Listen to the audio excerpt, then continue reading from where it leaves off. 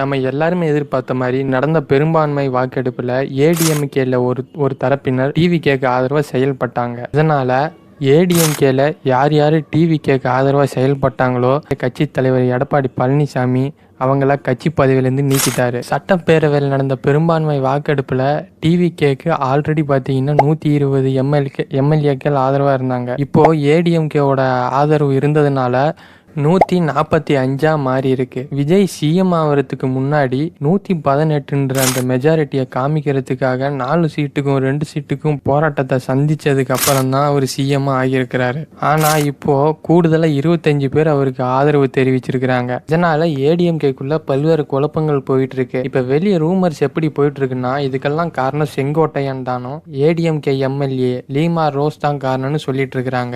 இப்போ ஏன் லீமா ரோஸ்ன்னு சொல்றாங்கன்னா, டிவிகேல ஆதவ் அர்ஜுனன் இருப்பாரு, அவங்களோட மாமியார் தான் இவங்க. இதனால தான் இவங்க மேல சந்தேகம் பரவிட்டு இருக்கு. விஜய் அவரு முதலமைச்சர் ஆனதுக்கு அப்புறம் அவர் போய் கட்சி தலைவர்களை சந்திச்சாரு. ஆனா ஏடிஎம்கே கட்சி தலைவரை சந்திக்காம அதுல ஒரு தரப்பினரை மட்டும் போய் சந்திச்சுட்டு வந்தது தான் இப்போ ரொம்பவே விமர்சனத்துக்குள்ளாகிருக்குன்னே சொல்லலாம். 6 மாசத்துக்கு அப்புறம் இன்னொரு பெரும்பான்மை வாக்கெடுப்பு நடக்கும். அப்பவும் இதே மாதிரியான ஆதரவு கிடைக்குதா இல்லையான்னு வெயிட் பண்ணி பார்ப்போம். பாய்.